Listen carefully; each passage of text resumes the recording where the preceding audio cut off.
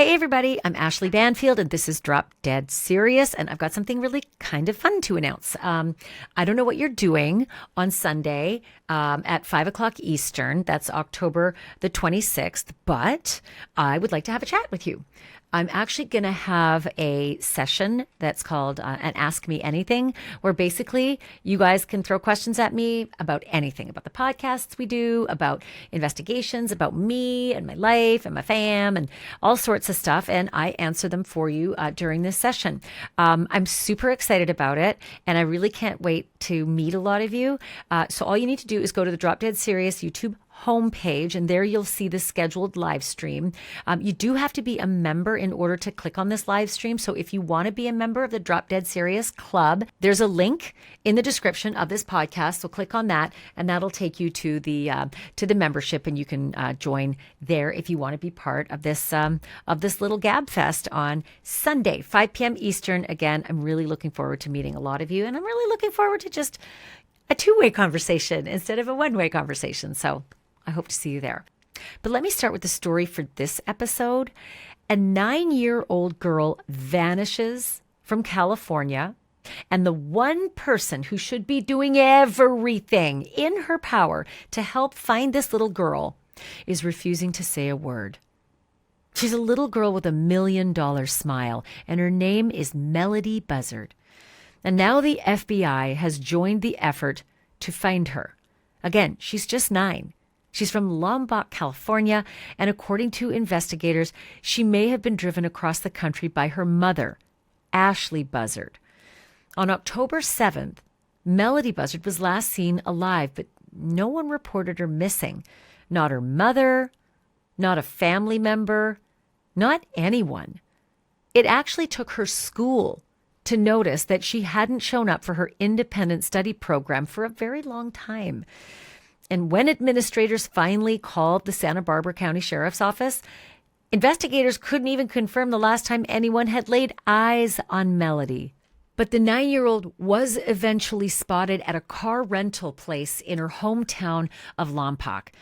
She and her mom, Ashlee Buzzard, were leaving on a road trip that took them all the way to Nebraska and back again in just 3 days. They left that rental outlet on October 7th, and Ashlee Buzzard returned back home to Santa Barbara County on October 10th. The trouble is, Ashlee returned home without Melodee. So police opened a missing child investigation, but they've been getting no help from Ashlee. So now they're releasing a new photo of little Melodee from that California car rental office on the day that road trip began, again, October 7th. Police think that little Melodee may be wearing a wig in this photo, possibly to conceal her identity. Investigators say her mom, Ashlee, is, and I quote, known to wear wigs. And that's also where the trail goes cold, because that mother is refusing to cooperate with the investigators. She wouldn't answer questions. She wouldn't even open her door. She would not confirm whether Melodee was even alive. And in the days since her disappearance, pictures of Melodee have been sent out far and wide. The only weird part here is that there aren't very many pictures to choose from. And until this recent surveillance picture, we have seen nothing of her that's more recent than 2 years ago.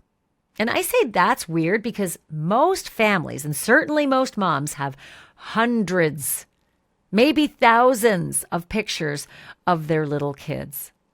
That does not seem to be the case here.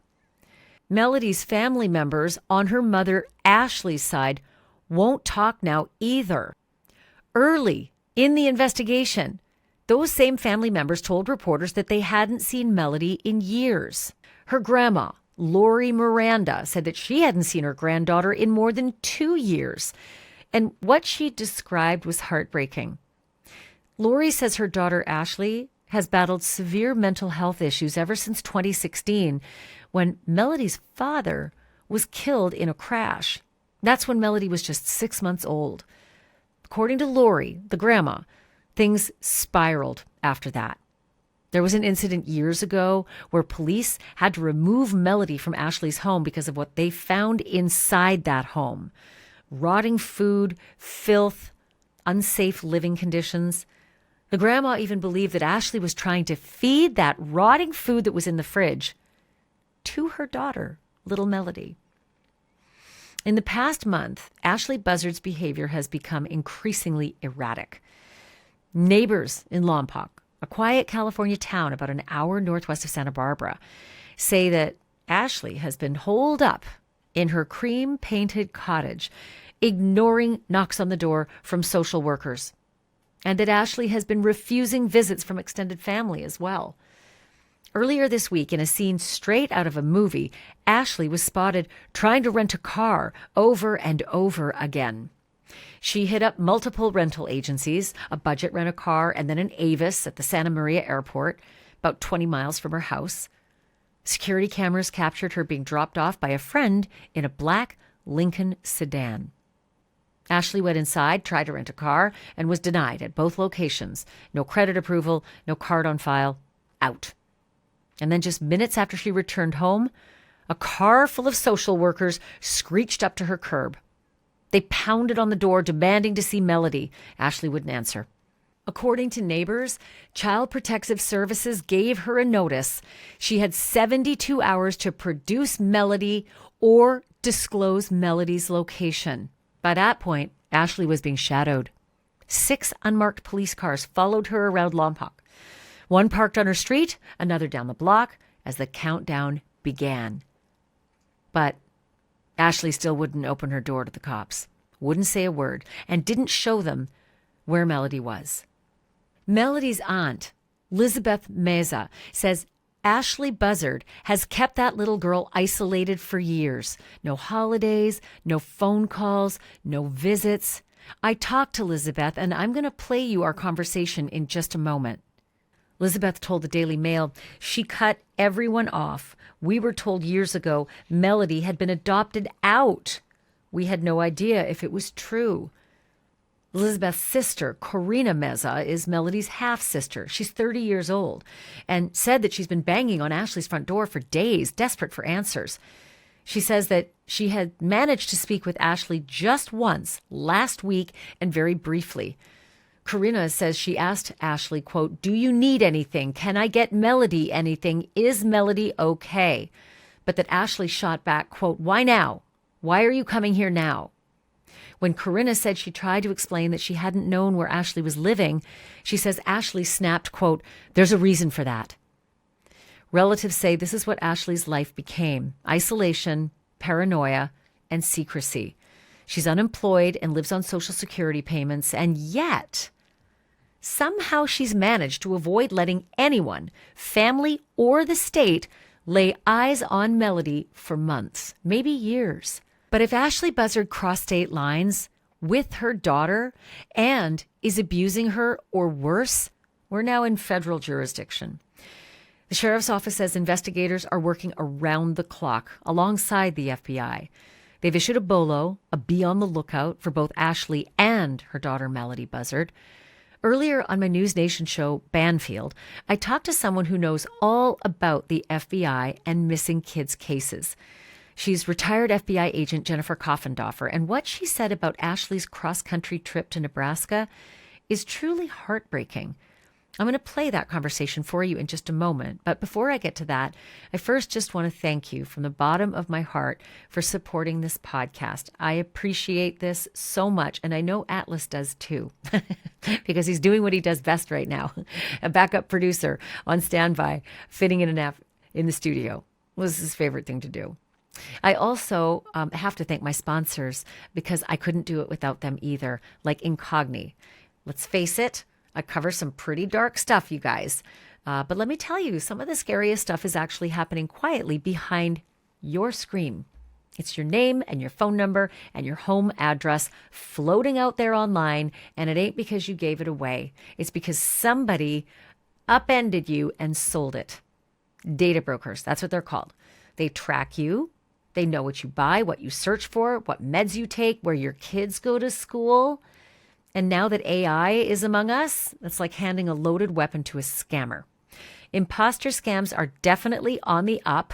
They use AI to fake the voices of your friends or your family members. And honestly, one phone call, they are so good at this. Suddenly you're writing money to somebody who sounds exactly like your child or your mom in desperate fear, right? It's really chilling stuff. But here's what most people don't know. You have the legal right to make those data brokers delete your information. The trouble is, doing it yourself could take years. And so I use Incogni for that. Incogni does the dirty work. They go right to these companies and they demand that they remove your personal data. They even offer a custom plan, unlimited. You flag a site that's exposing your info and Incogni's privacy team goes after it directly. This isn't just peace of mind, this is power. So if privacy matters to you, and it should, go to incogni.com/dropdead and use the code dropdead. And I got you 60% off. Again, that's incogni.com/dropdead. Use the code dropdead to get 60% off and start taking your data off the market today. Okay, back to the FBI search for missing Melodee Buzzard. Here's my conversation with former FBI agent Jennifer Coffendorfer. It's crazy to think that they've been to the mother's house and the mother won't cooperate. I feel like they have an exigent circumstance where they could break down the door, either get a quick warrant or not need a warrant because of the impending concern for this child's welfare, but they're not doing that. What about the rental car? Is there something that you make of the report from the Daily Mail that she was spotted trying to rent 2 cars unsuccessfully yesterday? Definitely so. What this leads me to believe is not necessarily fleeing, but rather, is she going to where she knows Melodee is? And that's whether Melodee is with us or not with us. And Ashleigh, let's face it, these circumstances don't look promising, but I think it could be possible that she has left her somewhere. I also saw a very recent interview of the half-sister, and she said that she's worried she could have actually been sold. Oh God, I don't want to go there. Well, let me ask you starkly. I've just got a couple seconds left, but do you think this is still a missing child investigation, or do you think, based on the fact that police won't speak to us, we had an interview scheduled with PIO canceled it, do you think this missing person case has turned into a murder investigation? Right now, it's still a missing child investigation because there is no indication right now that there's a murder. Why wouldn't they talk to us then? I think, Ashleigh, they might not be talking because they are still in the very throes of this. Look, they are following all these breadcrumbs. They have the route that she took. She would have stopped at particular places. We know on 10/7 that she was spotted on camera. There's all the stores to get gas, to get food. They are going to have breadcrumbs. I think they're hot and heavy on this case right now. I also spoke with Melodee's aunt, Elizabeth Meza. Here's our conversation. Elizabeth, thank you so much for being on with me. Let's just start with the breaking news, that picture that the police have released of what they say is Melodee at a car rental agency. Does that picture look to you like your niece? I mean, we haven't seen her in 4.5 years, so what we know her as, she was just a little 4-year-old girl when we known her. But that nose definitely, reminds me of her dad's. So yeah, it does look like her. And your late husband's brother was Melodee's dad, and he died in a motorcycle accident when she was just a baby. So was that when Ashleigh cut off the rest of the family and wouldn't allow anyone to see her? That was when it started. Her mental health declined even more, and she just slowly cut everybody off even more. We did have a little bit of contact. I know my husband got in contact with her at one time and said, if you don't let the family see her, at least let my mom see her. And we saw her one time, I believe it was after her birthday, after Easter. My mother-in-law had presents for her, and she did come over with her. But you can definitely tell at that time Ashleigh was unwell. She had her hair very short, like a buzz cut, and she was at that time wearing a hood. And she didn't stay for very long. She told my mother-in-law, I can't do this. And she took Melodee, and that was the last time we seen her. Well, this is what's so frustrating is that, you know, with reports like this and the fact that no one's been able to see this girl, where has CPS been in all of this? Like, I want to say it's a massive failure.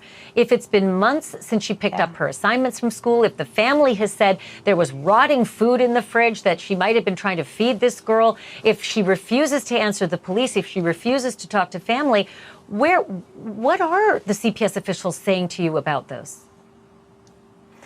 They really didn't have much to say. They contacted me and they asked if I knew her whereabouts. And I said, what do you mean? We were told that she was adopted out. Is she okay? And they said, we can't tell you that. It's an active investigation. We're just calling to see if they've gotten in contact with you. And I said, no, I have not seen or heard from them. And I said, again, is my niece okay? And is she missing? And they said, we can't give you that information, but if they get in contact with you, please let us know. And no longer than maybe 15 minutes after I hung up with them, I opened Facebook and there was a missing person post. Oh, man. So listen, my first question to you in this interview was, does that look like little Melodee? Did anyone from the police call you to ask that same question? Have they kept you in the loop at all or even asked you to be a part of this investigation? There is a detective with the sheriff's department that called and, because I had left a message and my mother-in-law had left a message, and he called and he said there was a lot of leads and, sorry for not getting back to us right away, but they were working over the weekend, working on leads, and that was on Wednesday. And he just apologized, but he did say they were working on it. And then that's when the FBI came in, and they hadn't had this picture yet. And I asked him if we could review the video, and he said, unfortunately, they couldn't show that to us at the time. But then they released it today. So the next big question I'm going to ask, and I hope the police have asked, and I'll get to that next, but does Ashlee, her mother, have any connections that you know about in Nebraska? No, not that we're aware of. I know that the mother was asked, and she had no clue either of anyone that lived in Nebraska, but we don't have contact with the mother or any of Ashlee's family. So Ashlee's mother knew nothing about her daughter's contacts in Nebraska, and yet police say there was a 3-day road trip from Lompoc, California, where they live, to Nebraska and back again, and that the last time they saw Melodee, or who they think might be Melodee, this little girl in the picture, was in this rental agency in Lompoc before the 3-day trip happened, and that Melodee didn't come back. So have the police asked you about knowledge of Ashlee's contacts in Nebraska, or what connection she might have to Nebraska? Yes, the detective asked me, and I said no, I had no idea, because I haven't talked to Ashlee in a long time. So, and when we did communicate, she never mentioned anybody in Nebraska or anything like that. But that was when she was pregnant with Melodee. So that was 9 years ago. She was never one to have long conversations. Well, this is just so incredibly mystifying and sad all at the same time. Elizabeth, stay in touch with us on this one. We want to continue to talk to you about this case because we think that there'll be more developments. Okay. And so hopefully we can get that picture out there and help to solve this. Thank you for being on. I really appreciate this. Yes, thank you very much. Our whole family's praying for her safety, and just if anybody knows anything, please call the tip lines and, just let us know. It's never too late to call. Yeah, well, you know what? We're putting that up on the screen. Elizabeth, thank you so much. Folks, if you have information on the whereabouts of Melodee Buzzard, if you know the little girl in this picture, call the Santa Barbara County Sheriff's Office. There's the phone number. Take a screenshot of your TV, 805-681-4150. And by the way, tips can also be left anonymously at the Santa Barbara Sheriff's Office. That's sbsheriff.org. A 9-year-old shouldn't just disappear off the map, and no mother should be able to hide behind silence. Melodee deserves answers, and Melodee deserves justice, and somebody out there knows the truth. And until we know where Melodee Buzzard is, this case will not rest. I'm Ashleigh Banfield. Thank you so much for listening and watching. This is Drop Dead Serious. And remember, if there's one thing I always say, it's that the truth isn't just serious, it's drop dead serious.